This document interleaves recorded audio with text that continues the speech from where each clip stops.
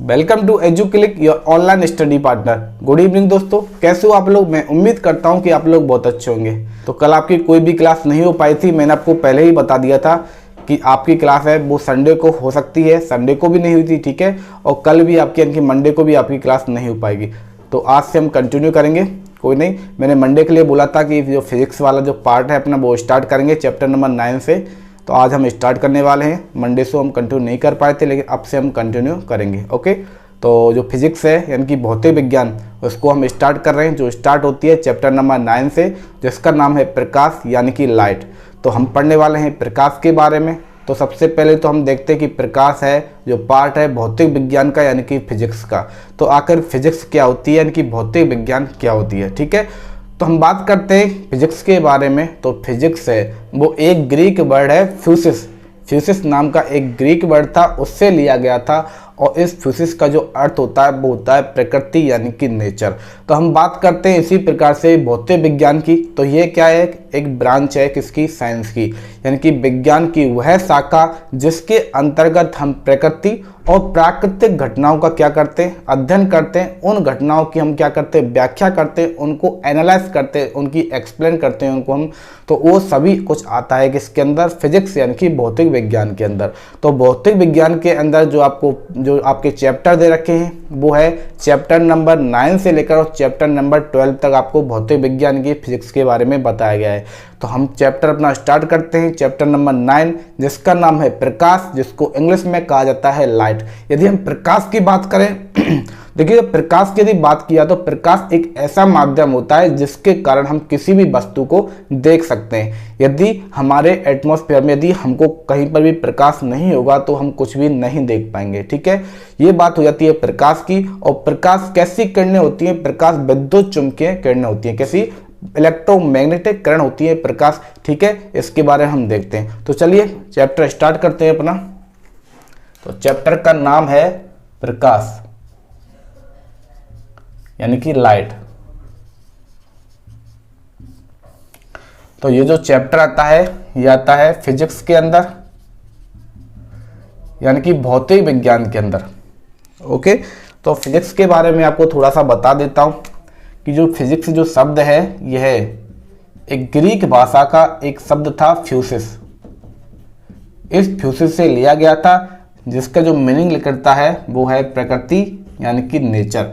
तो फिजिक्स के बारे हम कह सकते हैं कि विज्ञान की वह शाखा, विज्ञान की क्या है, एक शाखा है जो क्या करती है, जो प्रकृति एवं जितनी भी जो प्राकृतिक घटनाएं होती हैं, प्राकृतिक घटनाएं इनका क्या किया जाता है, इसमें इनकी व्याख्या की जाती है, ठीक है। ये आपको याद रखना है। इसको कहा जाता है फिजिक्स यानी कि भौतिक विज्ञान। हम आते हैं अपने प्रकाश पर। जो आपको चैप्टर दे रखा है, आपको सबसे पहले उसके नाम के बारे में पता होना चाहिए कि आखिर वही क्या होता है।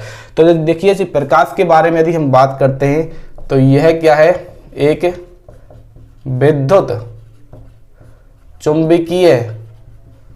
विद्युत चुंबकीय क्या है, किरण है, जो क्या कार्य करती है, जो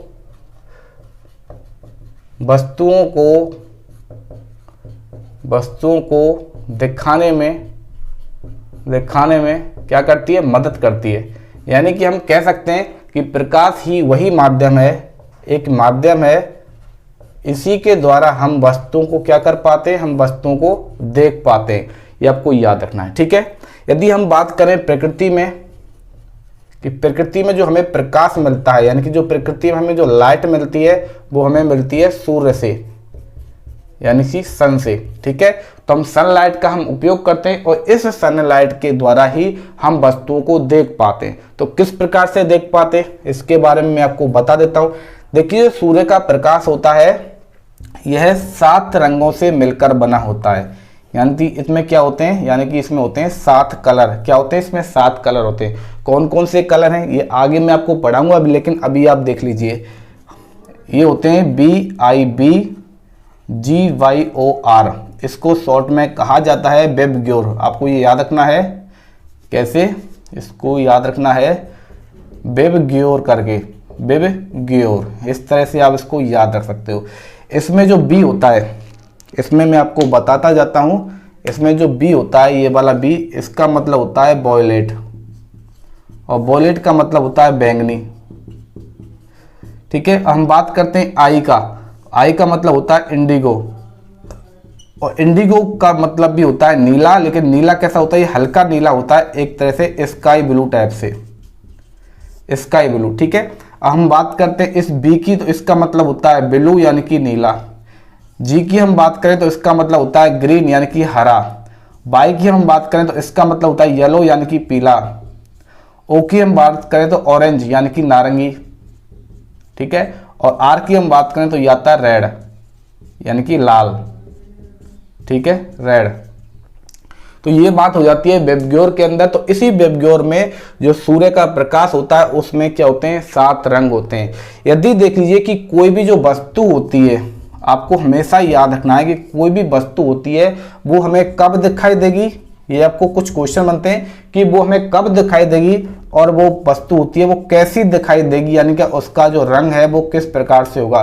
तो ये सब कुछ डिपेंड करता है इस 10 प्रकार की किरणों के ऊपर, कि यानी कि जो आने वाला जो प्रकाश होता है जो हमारी आंखों पर पड़ता है। एक बात सोचिए कि आपको जो कोई भी वस्तु है वो कब दिखाई देती है, किसके कारण हम देख पाते हैं, हम देख पाते हैं अपनी आंखों के कारण।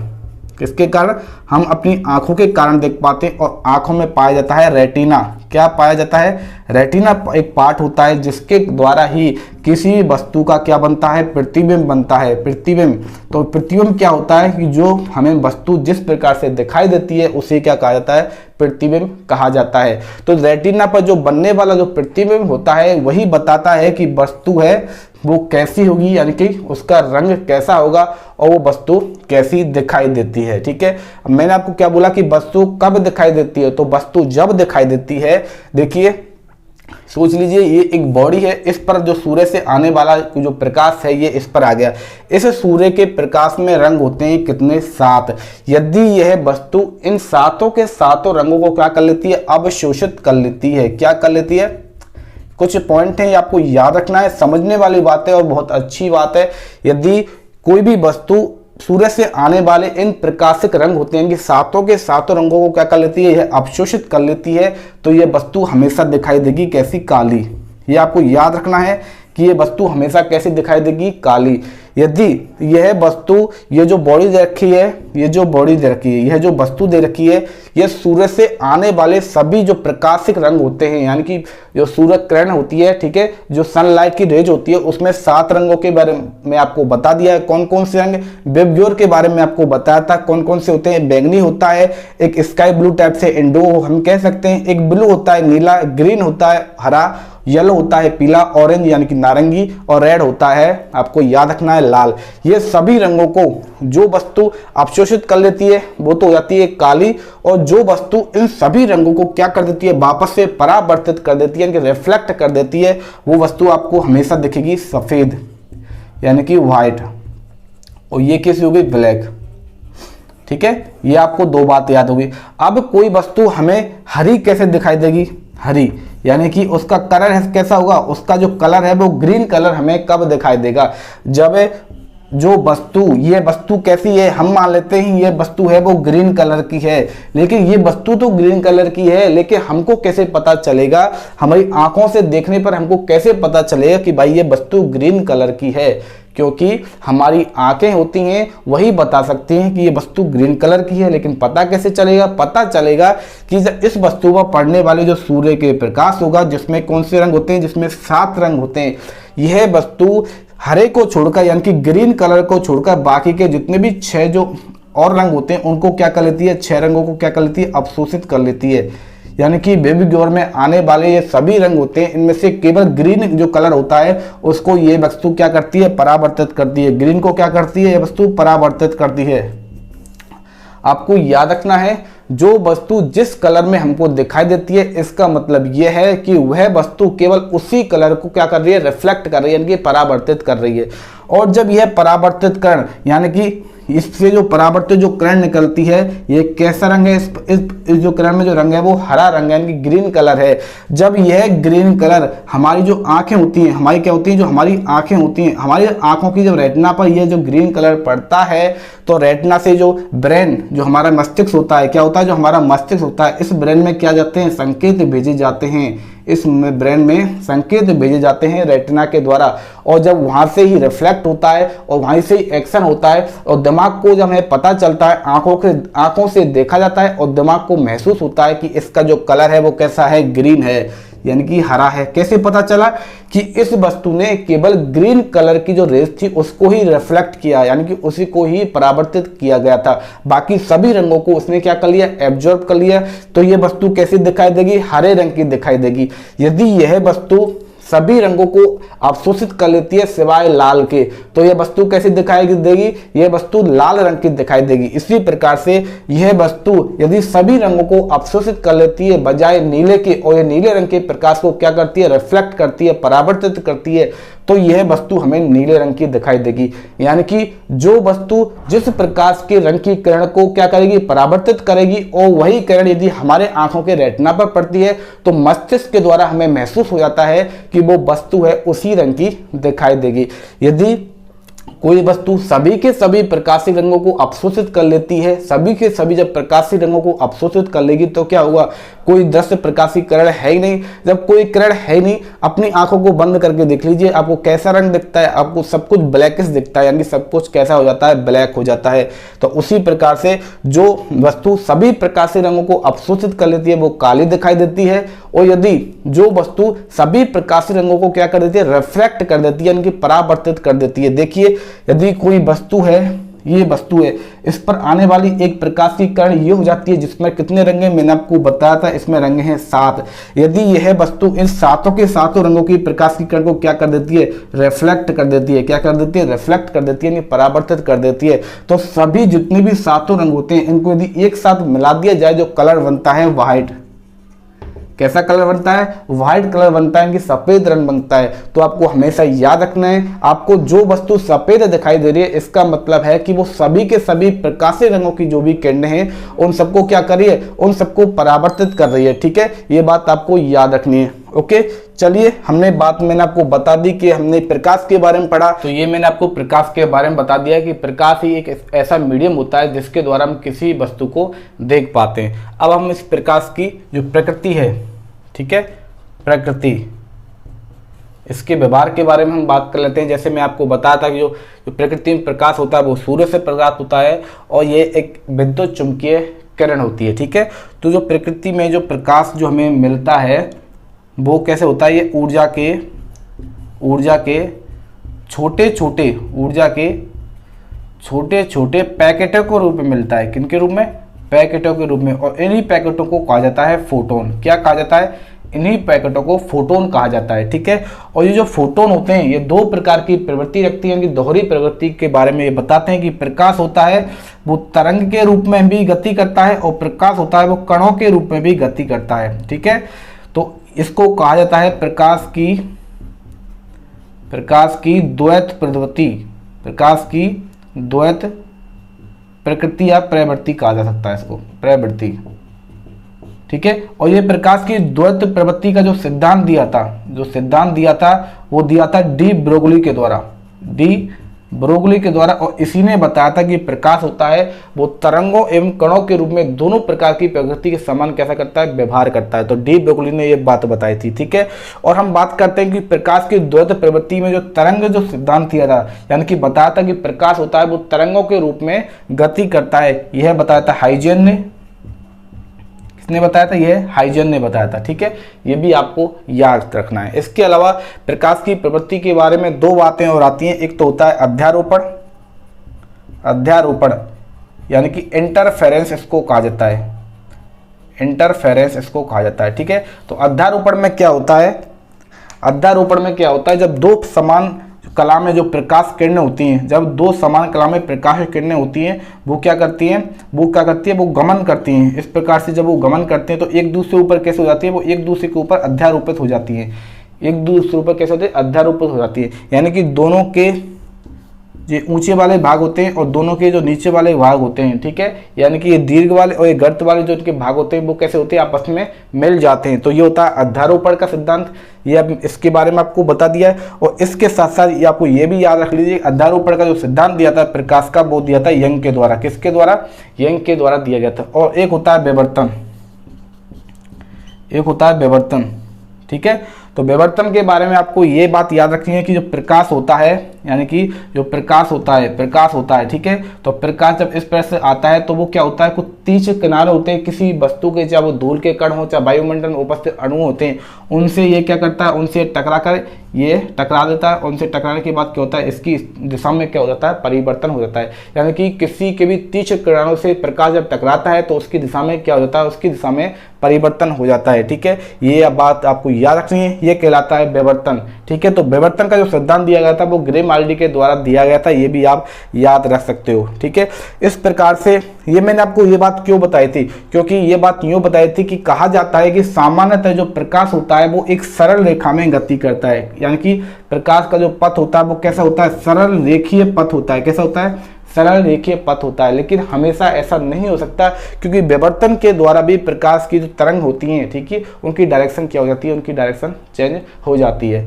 ओके, तो ये बात आपको याद रखना है। चलिए, हमने बात किया कि प्रकाश के हमने दो प्रॉपर्टी के बारे में देखा कि अध्यारोपण और विवर्तन के बारे में देख लिया है। अब हम देखते हैं कि प्रकाश का परावर्तन, यानी कि रिफ्लेक्शन ऑफ लाइट, ठीक है, कि रिफ्लेक्शन ऑफ लाइट क्या होता है, इसके बारे में आपको बता देता हूं, ठीक है। तो ये हमने प्रकाश के बारे में, लाइट के बारे में बेसिक्स कुछ पढ़े। और अब इसमें आपको मेनली तो यही याद रखना है कि हमें कोई वस्तु होती है वो किस रंग की कैसे दिखाई देती है। यानी कि जिस रंग की वस्तु होती है, जो प्रकाश की किरणें होती है हमारी जो आंखों पड़ती है, वह केवल उसी रंग की वस्तु को, यानी कि उसी रंग की किरणों को वह वस्तु क्या करती है, परावर्तित करती है। और जिस प्रकार से जैसे कोई भी वस्तु लाल रंग की है तो वो लाल रंग के प्रकाश की किरणों को ही हमारी आंखों तक भेजती है, परावर्तित करती है। बाकी सभी जितने भी 6 रंग होते हैं उनको वो क्या कर लेती है, अवशोषित कर लेती है। इसी प्रकार कोई वस्तु काले दिखेगी, इसका मतलब वो सातों के सातों रंगों क्या कर लेगी, अवशोषित कर लेगी, और कुछ भी वो परावर्तित नहीं करती, रिफ्लेक्ट नहीं करती है। बात करते हैं व्हाइट वस्तु हमें कैसे दिखाई देती है, सफेद कलर हमें कैसे दिखाई देता है। जब कोई भी वस्तु होती है कि सभी के सभी जितनी भी प्रकाश रंग की जो किरणें आती है सबको क्या करते हैं, रिफ्लेक्ट कर देती है, इनकी परावर्तित कर देती है। तो कोई वस्तु हमें सफेद रंग की दिखाई देती है। ये प्रमुख पॉइंट है, ये आपको याद रखना है। अब आते हैं अपने नेक्स्ट टॉपिक पर, जो होता है रिफ्लेक्शन ऑफ लाइट, यानी कि प्रकाश का परावर्तन क्या होता है, ठीक है। तो एक बार मैं रफ कर देता हूं और उसके बाद हम आगे पढ़ते हैं। अब जो अपना जो नेक्स्ट टॉपिक है वो है प्रकाश का परावर्तन, यानी कि रिफ्लेक्शन ऑफ लाइट, ठीक है। तो देखिए, जैसे कि आपको नाम से पता चल रहा है कि प्रकाश का परावर्तन यानी कि रिफ्लेक्शन ऑफ लाइट, यानी कि प्रकाश होता है जब वो किसी भी वस्तु पर पड़ेगा क्या होगा, तो उसमें से कुछ जो किरणें होंगी वो अवशोषित हो जाएंगी, ठीक है, कुछ होती है वो आर पार निकल जाएंगी, यानी कि अपवर्तित हो जाती है। और जो कुछ किरणें होती हैं वो क्या होती हैं, वो टकराने के पश्चात वो वापस से उसी माध्यम में चली जाती है। तो यही क्या कहलाता है, प्रकाश का परावर्तन कहलाता है। चलिए लैंग्वेज देख लेते हैं कि इसको हम किस प्रकार से डिफाइन करेंगे। यानी कि जब प्रकाश की किरणें किसी परावर्तक पृष्ठ यानी कि किसी रिफ्लेक्टर, ठीक है, यानी कि रिफ्लेक्शन सरफेस की भी हम बात कर सकते हैं। जब किसी रिफ्लेक्टर पर पड़ती हैं तो उनमें से अधिकांश जो किरणें होती हैं, अधिकांश किरणें टकराकर वापस उसी माध्यम में चली जाती हैं, ठीक है। तो टकराने के बाद वापस उसी माध्यम में जाना क्या कहलाता है, उसी माध्यम में जाना कहलाता है परावर्तन। ये आपको याद रखना है कि रिफ्लेक्शन, ठीक है। इसको कैसे समझेंगे, देखिए, एक कोई क्या हो गया, परावर्तक पृष्ठ हो गया, ठीक है, एक कोई परावर्तक पृष्ठ हो गया, इसके नीचे क्या कर रखी है, इसके नीचे पॉलिश की गई है, ठीक है। परावर्तक पृष्ठ कौन सा होता है, हम कह सकते हैं दर्पण यानी कि मिरर। ठीक है, अब आखिर परावर्तक जो पृष्ठ होता है यानी दर्पण का निर्माण किस प्रकार से किया जाता है? यदि हम किसी भी कोई पारदर्शी, ठीक है, पारदर्शी क्या है? कांच है, पारदर्शी क्या? कांच है, या फिर पारदर्शी कोई भी क्या है? सरफेस है। ठीक है, जैसे कि ये हो गया। ठीक है, इसमें से हम आर पार देख सकते हैं, लेकिन इसको हम परावर्तक पृष्ठ है यानी कि रिफ्लेक्टिंग जो सरफेस हम किस प्रकार से बनाएंगे? यदि इसकी पीछे वाली साइड पर हम क्या कर देते हैं? किसी भी हम रिफ्लेक्टिंग जो सब्सटेंस होता है उसकी क्या कर देते हैं? पॉलिश कर देते हैं। ठीक है, जैसे कि परावर्तक पदार्थ की क्या कर देते हैं? पॉलिश कर देते हैं। ठीक है, तो पॉलिश जैसे कि चांदी की कर दी, ठीक है, एल्यूमिनियम की पॉलिश कर दी, ये आपको याद रखना है। इनकी पॉलिश करने के बाद है हमें एक क्या मिलता है? एक परावर्तक पृष्ठ हमको मिल जाता है। एक तरह से हम कह सकते हैं हमको दर्पण मिल जाता है, इनकी मिरर हमको मिल जाता है। इस प्रकार से ये बन जाता है। ठीक है, क्योंकि इसकी पीछे की साइड से क्या होगा? पॉलिश करने पर क्या होगा? कोई भी जो प्रकाश की किरण होती है वो इसमें से आर पार नहीं गुजर पाएंगी। सारी की सारी जो प्रकाशित किरणें वो क्या होंगी? रिफ्लेक्ट होंगी यानी कि परावर्तित हो जाएंगी। इसी कारण इसको परावर्तक पृष्ठ कहा जाता है। तो देख लीजिए, एक मैंने ये परावर्तक पृष्ठ ले लिया। यदि इसी परावर्तक पृष्ठ पर यदि कोई किरणें होती है, वो क्या होती है? आपतित होती है।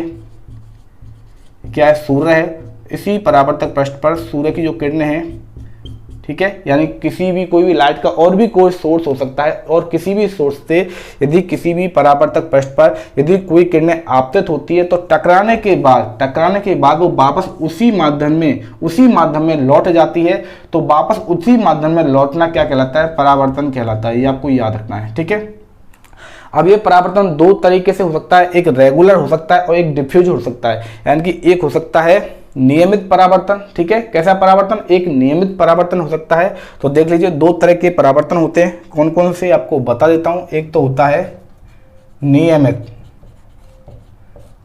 परावर्तन, इसको इंग्लिश में कहते हैं रेगुलर रिफ्लेक्शन। ठीक है, एक तो ये हो गया।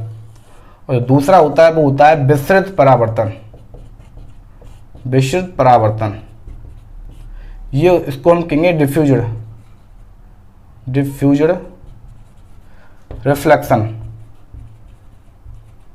ठीक है, अब ये आखिर होते क्या है? देखिए, नियमित परावर्तन की हम बात करें तो ये एक हो गया, एक परावर्तक पृष्ठ हो गया। ठीक है, यदि किसी परावर्तक पृष्ठ में यदि कोई किरणें क्या होती हैं? आपतित होती हैं और टकराने के बाद एक निश्चित दिशा में परावर्तित हो जाती हैं। ठीक है, कैसे? निश्चित दिशा में परावर्तित हो जाती हैं। तो आपको हमेशा ही याद रखना है कि नियमित परावर्तन होता है वो समतल सरफेस पर होता है, यानी कि किस पर होगा?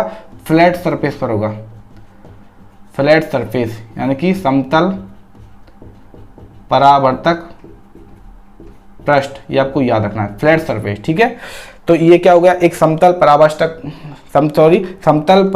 पृष्ठ हो गया, यानी कि एक फ्लैट रिफ्लेक्टर सरफेस हो गई, रिफ्लेक्शन सरफेस हो गई। इस पर जब प्रकाश की किरणें जब पड़ती हैं तो टकराने के बाद एक निश्चित दिशा में यानी कि एक स्पेसिफिक डायरेक्शन में क्या होंगी? परावर्तित हो जाएंगी। तो कैसे? देख लीजिए, ये हो गई। ठीक है, और बात कर लीजिए, ये आ गई दूसरी, ये हो गई, और हम और देखते हैं, ये आ गई, ये हो गई।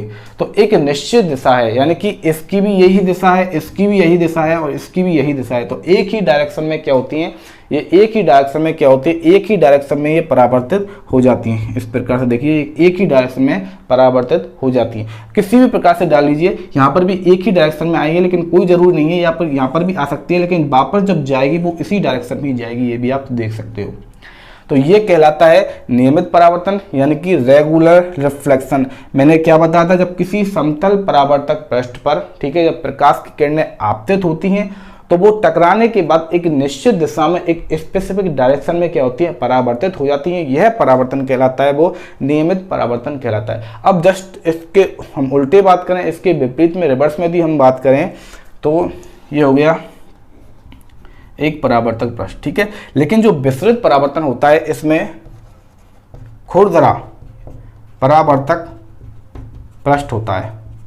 ठीक है, यानी कि इसमें कैसा होगा? रफ सरफेस होगा, रफ सरफेस होगा, ठीक है, यानी कि खुरदरा परावर्तक पृष्ठ होगा। जब किसी भी जो खुरदरे परावर्तक पृष्ठ पर जब प्रकाश किरणें आपतित होती हैं, क्या होती है, प्रकाश किरणें आपतित होती हैं, यानी इंटेंड होती हैं, प्रकाश किरणें इस प्रकार से आपतित होती हैं, तो ये किसी भी माध्यम में जा सकती हैं, यानी कि ये उल्टी सुल्टी क्या होती है, बिखर जाती है, ठीक है। किस प्रकार से, ये टकराने के पास इधर चली गई तो ये टकराने के बाद इधर चली गई, ठीक है, और आती है इसी प्रकार से ये आई तो ये टकराने के बाद इधर चली गई, तो इनकी कोई भी एक डायरेक्शन फिक्स नहीं है, ठीक है। ये इसका मतलब हमें ये पता नहीं चलता है कि ये किस डायरेक्शन में जाने वाली है। तो यानी कि इसमें क्या होता है, इसमें किरणों का क्या होता है, किरणों का बिखराव हो जाता है। क्या होता है, किरणों का बिखराव हो जाता है, ठीक है। तो इसमें जब किरणों का बिखराव होगा तो यही बिखराव और यही प्रभाव क्या कहलाता है, यही कहलाता है विस्तृत परावर्तन, विस्तृत परावर्तन, ठीक है, यानी कि डिफ्यूजन रिफ्लेक्शन इसको कहा जाता है। इसी के ऊपर इसका एक रूप होता है जिसको कहा जाता है प्रकीर्णन, प्रकीर्णन, आपने नाम से सुना होगा प्रकीर्णन, को इंग्लिश में कहा जाता है स्कैटरिंग, स्कैटरिंग इसको इंग्लिश में कहा जाता है, ठीक है। कि प्रकीर्णन होता है वो क्या होता है उसके बारे में आपको बता देता हूं। प्रकीर्णन के बारे में आप देख लीजिए कि जैसे कि ऐसे ही कोई प्रकाश किरणें आती हैं, ठीक है, प्रकाश किरणें आती हैं और जब वो किसी रफ सरफेस के क्या आती है, टच में आती हैं, रफ सरफेस के टच में आती हैं, तो रफ सरफेस के बारे में अभी मैं आपको बताता हूं। तो क्या होता है, वो आपस में कैसे हो जाती हैं, बिखर जाती हैं, ठीक है। आने के बाद वो किसी डायरेक्शन में जा सकती हैं, वो किसका कोई पता होता है वो किस डायरेक्शन में जाएंगे, यानी कि उनका क्या होगा, उनका विसरण हो जाएगा, वो एक माध्यम में क्या हो जाएंगी, विस्तृत हो जाएंगी, वो चारों बगल क्या हो जाएंगी, फैल जाएंगी, ये आपको याद रखना है। इसी प्रकीर्णन के कारण, इसी प्रकीर्णन की एक एप्लीकेशन होती है कि इसी प्रकीर्णन के कारण ही जो आकाश होता है, आकाश, इसका जो कलर है हमको वो कैसा होता है, नीला होता है, यानी ब्लू, क्या होता है, ब्लू कलर।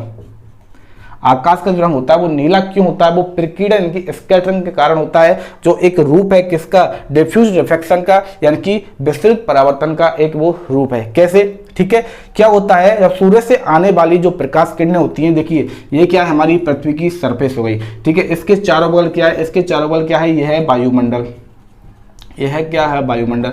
तो वायुमंडल में क्या होती है, गैसें हो गई, ठीक है, गैसें के अणु होते हैं, धुआं हो गए, ठीक है, धुआं होते हैं, जलवाष्प हो गई, ठीक है, जलवाष्प के क्या होते हैं, अणु होते हैं, ये आप सोच सकते हैं, ये क्या होते हैं, सभी वायुमंडल में क्या होते हैं। तो प्रकाश क्या है, इस वायुमंडल से बाहर है, ठीक है, ये प्रकाश हो गया, ये सॉरी ये क्या हो गया, सूर्य हो गया। तो सूर्य से क्या आता है, तो सूर्य से ही आती है प्रकाश की किरणें, तो ये क्या हो गया, ये हो गया सूर्य, ये दिखाई दे रहा है, तो दिखाई दे रहा होगा अर्थ है, ठीक है। जब सूर्य की किरणें जब पृथ्वी पर आती हैं तो किसमें से गुजरेंगी, किसमें से गुजरेंगी, आप देख लीजिए किसमें से गुजरेंगी, वायुमंडल में से गुजरती हैं। जब सूर्य की किरणें जब पृथ्वी पर आती हैं तो किससे गुजरती है, वायुमंडल में गुजरती हैं। तो जब ये किरणें जब आती हैं तो किससे टकराती हैं, ये गैसों से टकराएंगी, ये धुओं से टकराएंगी, इनके धुएं के कण से टकराएंगी, ये जलवाष्प के कण से टकराएंगी। तो इसके टकराने के कारण क्या होता है, इनका विसरण हो जाता है, यानी कि ये माध्यम में कैसे होते हैं, विस्तृत माध्यम में ये फैल जाती है। कैसे फैलेंगे, क्योंकि यहाँ पर क्या होता है, विस्तृत परावर्तन होता है, क्योंकि ये सभी किसका कार्य करता है, ये सभी रफ सरफेस का कार्य करते हैं, खुरदरे परावर्तक पृष्ठ की तरह ये सब लोग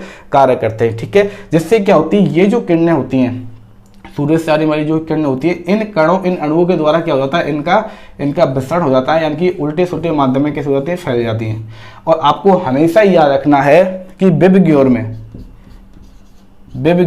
ठीक है, विबग्योर में जो सबसे ज्यादा जो विसरण होता है, सबसे ज्यादा जो विसरण होता है वो नीले रंग के प्रकाश का होता है। किसके रंग के प्रकाश का होता है, वो नीले रंग के प्रकाश का होता है। जबकि जबकि सूर्य से आने वाला जो प्रकाश किरण होती है उसमें तो सातों के रंग आते हैं, सातों के सातों रंग आते हैं, लेकिन सबसे ज्यादा जो विस्तृत जो माध्यम हमें मिलता है वो किसका मिलता है, ब्लू का मिलता है, यानी कि नीले का मिलता है।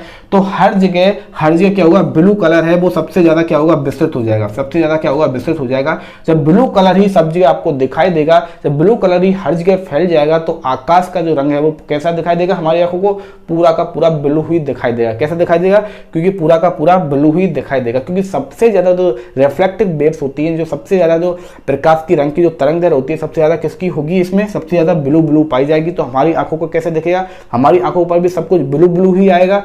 जब ब्लू ही आएगा तो हमको कैसा दिखेगा, आकाश का रंग पूरा ब्लू ही दिखने वाला है, ठीक है, यानी सब कुछ कैसा होगा, नीला दिखेगा। यदि हम इस वायुमंडल से ऊपर चले जाएं, यदि हम यहाँ से ठीक है। यदि हम यहाँ से देखें अपनी आंख से, यदि यहाँ से देखें वायुमंडल के ऊपर की साइड से हम देखें, तो ऊपर की साइड से हम देखते हैं तो यहाँ पर तो क्या आता है, ये सब कुछ चलता है वायुमंडल के अंदर। तो वायुमंडल के अंदर यदि देखा जाता है तो जो आकाश होता है उसका रंग नीला होता है, जबकि हम ऊपर की साइड में हम देखें, बाहर की तरफ देखें तो रियलिटी में देखिए, रियलिटी एक शब्द मैंने यहाँ पर यूज किया कि रियलिटी जो में हम देखें, वास्तविकता में देखें तो इस आकाश का जो रंग होता है वो कैसा होता है, काला होता है, यानी कि ब्लैक होता है। ठीक है, तो ये कुछ पॉइंट है, ये आपको याद रखने। ठीक है, इसी प्रकार से जो पूरा प्रकाश का परावर्तन वो कंप्लीट हो जाता है। परावर्तक पृष्ठ कैसे बनता है इसके बारे में मैंने आपको बता दिया है कि इस पर किसी चांदी की या एल्युमिनियम की क्या कर देते हैं, पॉलिश कर दी जाती है। किसी भी पारदर्शी मीडियम में, चाहे वो कांच भी हो सकता है, तो उससे हम मिरर बना सकते हैं या कोई भी हम रिफ्लेक्टर सरफेस बना सकते हैं, परावर्तक पृष्ठ बनाया जा सकता है। ठीक है, अब जो अपना नेक्स्ट टॉपिक है वो होता है परावर्तन के नियम। परावर्तन के नियम यानी कि लॉज ऑफ रिफ्लेक्शन। ठीक है, ये हम पढ़ने वाले हैं, लेकिन हम वो पढ़ेंगे कल की अपनी जो नेक्स्ट क्लास में। आज की क्लास हम इतनी ही रखते हैं। ओके, इस सेशन को आप ज़्यादा से ज़्यादा शेयर करो। ये क्या है, फिजिक्स की स्टार्टिंग है। ठीक है, भौतिक विज्ञान को हमने स्टार्ट किया है, चैप्टर नंबर 9 आपका स्टार्ट हुआ है। तो अभी हम शुरुआत में आज हम इतना ही पढ़ाते हैं, इससे ज़्यादा अभी आपको समझ में नहीं आएगा और एक बार में ज़्यादा कराने से कोई फ़ायदा नहीं है। ठीक है, तो इस क्लास को आप ज़्यादा से ज़्यादा लाइक करोगे और बार बार जो मैंने आपको पढ़ाया है वो आप रिवाइज करोगे। ठीक है, नोट्स का थोड़ा ऐसा ही चल रहा है, कोशिश करता हूँ कि मैं आपको टाइम से नोट्स हैं वो अवेलेबल करवा दूँ। ओके, तो इस क्लास के नोट्स तो आपको थोड़ी देर बाद अवेलेबल हो जाएंगे क्योंकि वो बन चुके हैं। ओके, अपनी जो नेक्स्ट क्लास होगी, नेक्स्ट क्लास होगी, आज भी मैं कोशिश करूंगा कि यदि आपका जो लैब सेशन चल रहा है वो रिवीजन सेशन चल रहा है वो हो। ठीक है, यदि नहीं हो पाता तो इंग्लिश की क्लास तो आपकी हो ही जाएगी। ठीक है, और इंग्लिश के भी नोट्स में कंप्लीट करने की कोशिश कर रहा हूँ कि आपको वो जल्दी से जल्दी प्रोवाइड करवा दूँ। ओके, तो इस सेशन को आप ज़्यादा से ज़्यादा लाइक करो और जिन लोगों ने अभी तक हमारे चैनल को सब्सक्राइब नहीं किया है या फिर जो चैनल पर नए आए हैं उनको क्या करना है, चैनल को सब्सक्राइब करना है, साथ में बेल आइकन दबा देना है, जिससे आपको चैनल से रिलेटेड हर एक नोटिफिकेशन अपडेट है वो आपको अवेलेबल हो जाएगी। ठीक है, तो आप वीडियो को ज़्यादा से ज़्यादा शेयर करो ताकि ये और बच्चों तक भी पहुंच सके और वो भी फ़ायदा उठा सके। ठीक है, क्योंकि अभी बहुत से बच्चे हैं वो लोग क्या अभी भी नहीं पढ़ पा रहे हैं, उनको भी अभी भी उनको तैयारी की ज़रूरत है। ठीक है, उनको ये पता नहीं है कि कहाँ से उनको पढ़ना है, तो आप उनको अपना प्लेटफॉर्म के बारे में बताइए, शेयर कीजिए, किसी भी माध्यम में शेयर कीजिए, कहीं पर भी शेयर कीजिए। ठीक है, और इसके साथ साथ आप टेलीग्राम जो ग्रुप है उसको भी ज्वाइन कर लें, वहाँ पर हम कोई ना कोई अपडेट है वो डालते रहते हैं और आप भी अपने कोई भी सवाल है वहाँ पर पूछ सकते हैं। ठीक है, और इस वीडियो को आप ज़्यादा से ज़्यादा शेयर करो इसी प्रकार से। ओके, और हम मिलते हैं अपनी नेक्स्ट क्लास में जो होगी अपनी शाम को इंग्लिश की। ठीक है, तो अब तक आप हंसते रहिए, मुस्कुराते रहिए, शानदार तरीके से अपने घर बैठकर पढ़ाई को जारी रखिए। ठीक है, मिलते हैं अपनी नेक्स्ट क्लास में।